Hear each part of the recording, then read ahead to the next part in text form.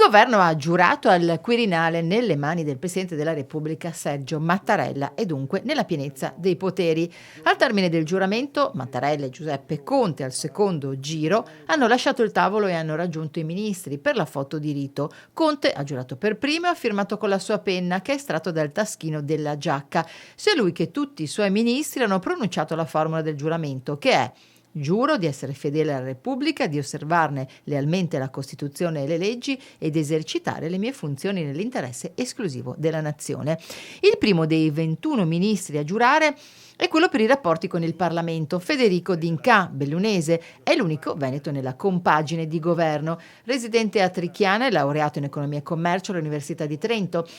È stato analista di sistemi di gestione informatici in una società fino al 2013 e in precedenza impiegato in una multinazionale della grande distribuzione. È consigliere della Fondazione Italia USA, impegnato in diversi progetti umanitari in Italia e all'estero. Alle elezioni politiche del 2013 viene eletto deputato per il Movimento 5 Stelle. A seguire hanno giurato tutti gli altri: Alfonso Bonafede, confermato titolare della giustizia. Faremo l'autonomia rispettando la Costituzione. Ci sono già punti di incontro con il Presidente Conte, ha affermato invece il ministro per gli affari regionali Francesco Boccia.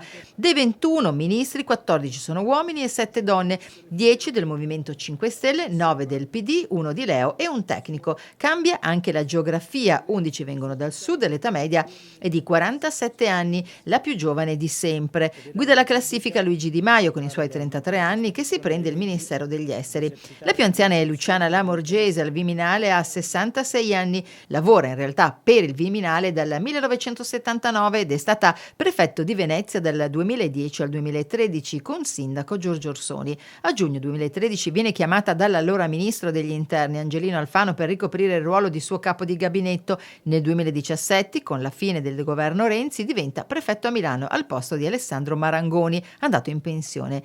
Il Ministero dello Sviluppo Economico resta al Movimento 5 Stelle. Al Dicastero di Via Veneto arriva Stefano Patuanelli, 45 anni, 3 figli, laureato in ingegneria e libero professionista, nato a Trieste, dove nel 2005 è stato tra i primi ad animare il gruppo Beppe Grillo.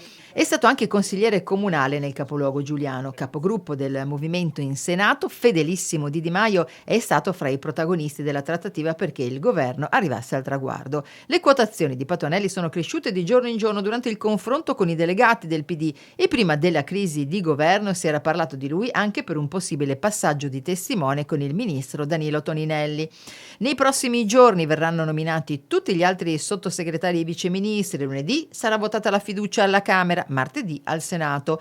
All'inizio della prossima settimana si potrà quindi definitivamente dire chiusa la crisi ferragostana aperta da Matteo Salvini. Il leader della Lega naturalmente ora attacca a testa bassa la nuova compagine.